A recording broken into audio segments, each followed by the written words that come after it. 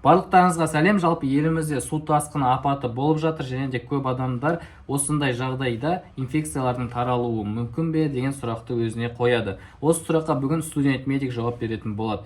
Жалпы бұл тақырыпты талдамастан бұрын бір жалпылама мәлімет беріп кетейін. Жалпы инфекциялар, яғни әртүрлі микробтар, вирустар, бактериялар, тағы да басқалар, олардың жұғу механизмдері әртүрлі. Бір инфекциялар ауа арқылы жұғады, мысалға туберкулез инфекциясы, коронавирус инфекциясы. Бір инфекциялар мысалға ауыз арқылы, яғни алиментарлы жолмен жұғады. Бір инфекциялар жанасу арқылы, яғни контакт арқылы жұғуы мүмкін, ал бір инфекциялар қан арқылы жұғады. Осы ауыз арқылы жұғатын, яғни алиментарлы инфекциялардың ішінде су арқылы жұғатын, су арқылы таралатын инфекциялар бар. Бүгінгі бізді қызықтыратын осы инфекциялар. Жалпы су тасқыны өзінен кейін бірнеше салдарлық апаттарға алып келеді. Соның біреуі жұқпалы аурулардың тарау жылдамдығының жоғарылауы.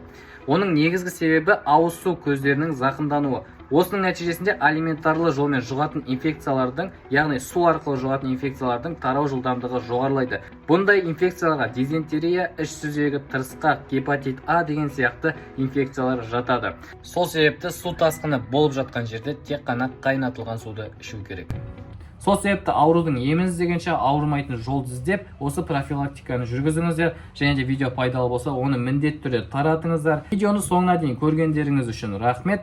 Әрине, ең бастысы білімдеріңіз күнделікті шарықтасын.